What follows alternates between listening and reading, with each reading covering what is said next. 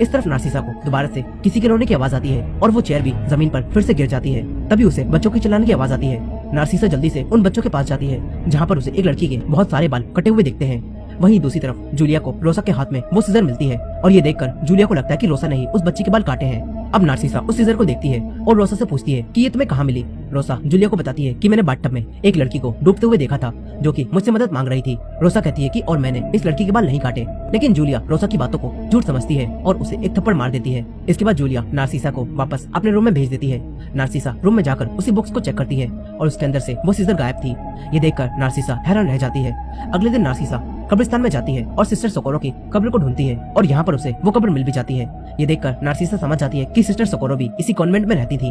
अब नार्सिसा सभी बच्चों को पढ़ाने के लिए क्लास में जाती है। यहाँ पर वो देखती है कि रोसा क्लास में नहीं है। इसके बाद नार्सिसा रोसा को ढूंढती हुई तहखाने में पहुंच जाती है जहाँ वो रोसा को कैद देखती है। नार्सिसा रोसा को खाने के लिए कुछ देती है पर रोसा खाने से मना कर देती है और कहती है कि मदर ने कहा है कि जब तक मैं ठीक नहीं हो जाती मुझे भूखा ही रहना होगा। ये बोलकर रोसा नार्सिसा से खाना लेने से मना कर देती है। यही नार्सिसा रोसा से पूछती है कि कल रात तुम डूबती हुई लड़की के बारे में आखिर क्या बताना चाह रही थी। इस पर रोसा नार्सिसा से कहती है कि मैंने कल जो भी बताया था वो सब सच था, पर किसी ने भी मेरी बातों पर यकीन नहीं किया। साथ ही रोसा नार्सिसा को ये भी बताती है कि सिस्टर आइनेस को भी मैंने ये सब बताया था, लेकिन इसके बाद से ही सिस्टर आइनेस कहीं गायब हो गई। ये सुनने के बाद नार्सिसा रोसा से पूछती है कि तुमने सिस्टर आइनेस को आखिर क्या बताया था। इस पर रोसा बोलती है कि मैंने सिस्टर आइनेस को बताया था कि यहाँ पर एक बच्ची की आत्मा है जो कि यहाँ पर घूमती रहती है। साथ ही रोसा नार्सिसा को बताती है कि सिस्टर आइनेस ने उसी बच्ची की आत्मा के बनाए हुए उसी अधूरे चित्र को पूरा कर दिया था और उसके बाद उस लड़की ने बोर्ड पर सिस्टर आइनेस का नाम लिखा और फिर सिस्टर आइनेस यहाँ से गायब हो गई। साथ ही रोसा नार्सिसा को ये भी बताती है कि आत्मा जिसका भी नाम बोर्ड पर लिखती है वो शापित हो जाता है और इसी वजह से जब नार्सिसा ने बोर्ड पर अपना नाम लिखा था तो रोसा काफी डर गई थी। अब रोसा की ये सारी बातें सुनकर नार्सिसा तहखाने से बाहर आ जाती है। यही मदर नार्सिसा को सिस्टर आइनेस की वही ड्रेस पहनाती है। यहाँ नार्सिसा मदर से पूछती है कि क्या सिस्टर आइनेस डर की वजह से ये कॉन्वेंट छोड़कर गई हैं, पर मदर नार्सिसा से बोलती है कि वो लड़कियाँ ये सारी बातें अपने मन से बनाकर बोलती हैं और तुम्हें उनकी किसी भी बात पर यकीन करने की कोई भी जरूरत नहीं है। ये बोलकर मदर किसी काम से सिस्टर के पास से चली जाती है। यही नार्सिसा सिस्टर आइनेस की ड्रेस पहनकर अपने आप को देखने लगती है। तभी उसके मुंह पर डला नकाब नार्सिसा का गला दबाने लगता है और वो कपड़े नार्सिसा के शरीर को अचानक से दबाने लगते हैं। नार्सिसा की सांस रुकने लगती है। तभी नार्सिसा फिर से नींद से जागती है और उसे पता चलता है कि उसे एक बार फिर से भ्रम हुआ था। अब नींद से जागकर नार्सिसा दीवार पर बने हुए उसी चित्र को देखती है और वो अब पहले से बढ़ गया होता है। अब नार्सिसा क्लास में जाती है और सभी बच्चों को पढ़ाने लगती है। नार्सिसा सभी बच्चों को सूर्य ग्रहण के बारे में बताती है। तभी एक बच्चा नार्सिसा से पूछता है कि क्या सूर्य ग्रहण को देखने से आंखें खराब हो जाती हैं। इस पर नार्सिसा उस बच्चे से कहती है कि हाँ ऐसा हो जाता है। यही नार्सिसा रोसा को देखती है जो कि बहुत चुपचाप बैठी होती है।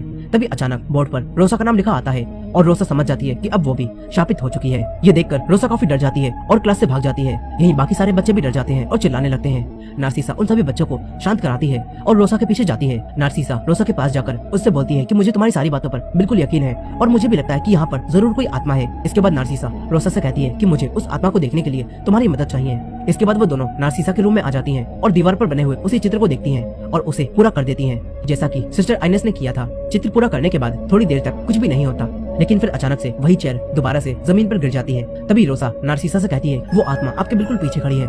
नार्सिसा पीछे मुड़ती है लेकिन उसे कुछ भी दिखाई नहीं देता और अचानक से रोसा नार्सिसा के रूम से गायब हो जाती है। ये देखकर नार्सिसा काफी डर जाती है और रोसा को ढूंढने लगती है। नार्सिसा सिस्टर जूलिया को बताती है कि रोसा गायब हो गई है।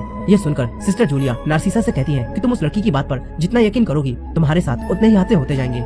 ये सुनकर नार्सिसा जूलिया से कहती है कि मुझे लगता है कि रोसा झूठ नहीं बोल रही, जरूर इस कॉन्वेंट में कोई आत्मा है। लेकिन जूलिया नार्सिसा से कहती है कि तुम झूठ बोल रही हो और अब वक्त आ गया है कि तुम भी यहाँ से चली जाओ। मगर नार्सिसा जूलिया की बात का कोई भी जवाब नहीं देती और रोसा को ढूंढती हुई चर्च में पहुंच जाती है। यहाँ उसे एक डोर के पीछे रोसा की आवाज सुनाई आती है।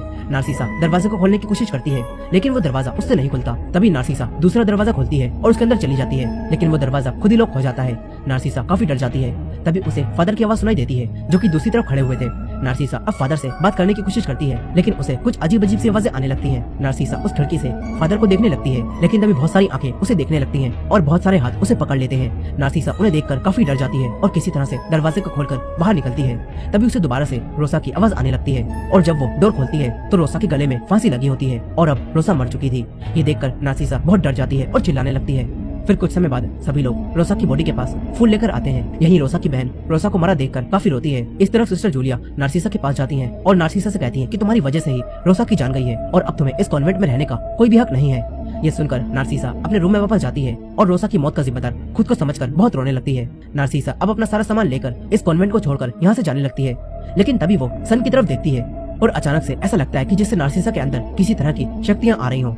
नार्सिसा पूरे सूर्य ग्रहण को अपनी आंखों से देख लेती है, मगर अब उसकी आंखें खराब होने लगती हैं। यही नार्सिसा को अब विजन्स आने लगते हैं और वो देखती है कि कैसे जंग के दौरान दुश्मनों ने इस कॉन्वेंट में आकर सारी मूर्तियों को जला दिया था और साथ ही सिस्टर सोकोरो का भी किया था। ये सब जानने के बाद जब नार्सिसा को होश आता है तो वो हैरान रह जाती है, लेकिन अब नार्सिसा की आंखें खराब हो जाने की वजह से उसे कुछ भी साफ दिखाई नहीं देता। यही नार्सिसा सिस्टर जूलिया को वो सब बताती है जो कि उसने देखा था, लेकिन वो सुनने के बाद सिस्टर जूलिया नार्सिसा को डांटकर चुप करा देती हैं और गुस्से में यहाँ से चली जाती हैं। तभी नार्सिसा एक सिस्टर से उसी बॉक्स को बाहर निकालने के लिए बोलती है। इसके बाद नार्सिसा उस बॉक्स में रखी हुई सिस्टर सोकोरो की फोटो को मांगती है। नार्सिसा सिस्टर सोकोरो की फोटो को जैसे ही अपने हाथ में लेती है तो उसे दोबारा से विजन्स आने लगते हैं और उसे फिर से जंग का समय दिखाई देता है, जिसमें वो देखती है कि एक आदमी के सिस्टर सोकोरो का करने की वजह से वो प्रेग्नेंट हो गई थी और फिर उन्होंने एक लड़की को जन्म दिया था। मगर फिर सारी सिस्टर्स ने ये फैसला लिया था कि अब वो लड़की इस कॉन्वेंट से कभी भी बाहर नहीं जाएगी ताकि इस कॉन्वेंट की बदनामी ना हो।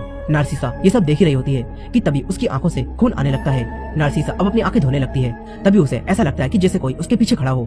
तभी नार्सिसा पीछे मुड़ती है और उन्हीं सिस्टर सोकोरो की आत्मा को देखती है। यहाँ सिस्टर सोकोरो की आत्मा नार्सिसा को कुछ खराब फूल देती है और उसका हाथ पकड़ लेती है। फिर पता चलता है कि जब सिस्टर सोकोरो की वही बेटी बड़ी हो गई थी तो तब एक दिन उसकी बहुत ज्यादा तबीयत खराब हो गई और सोकोरो चाहती थी कि उसे डॉक्टर के पास ले जाए, लेकिन सिस्टर जूलिया और मदर सुपीरियर ने उस बच्ची को कॉन्वेंट से बाहर नहीं जाने दिया क्योंकि वो नहीं चाहती थी कि उनके कॉन्वेंट की बदनामी हो। उन दोनों ने उस लड़की के टेम्परेचर को नॉर्मल करने के लिए उसे पानी में डाल दिया, पर वो बच्ची पानी से डरने लगी और भागने की कोशिश करने लगी, जिस वजह से उसका सर बाथटब से टकराया और वो वहीं मर गई। और फिर इसी वजह से सिस्टर सोकोरो ने भी फांसी लगाकर अपनी जान दे दी। ये सारी बातें जानने के बाद नार्सिसा हैरान रह जाती है। उसे सिस्टर सोकोरो के लिए काफी दुख होता है और अब नार्सिसा उसी दरवाजे को खोल देती है जिसके अंदर सिस्टर सोकोरो की आत्मा कैद है। जिसके बाद सिस्टर सोकोरो की आत्मा आजाद हो जाती है और सबसे पहले सिस्टर जूलिया के पास जाती है और एक मूर्ति को उनके ऊपर गिराकर उन्हें मार देती है और फिर मदर सुपीरियर को भी पानी के अंदर डुबोकर उन्हें भी जान से मार देती है। और इस तरह सिस्टर सोकोरो की बेटी की मौत का बदला पूरा हो जाता है और सोकोरो की आत्मा को मुक्ति मिल जाती है। ये देखकर नार्सिसा भी काफी खुश होती है।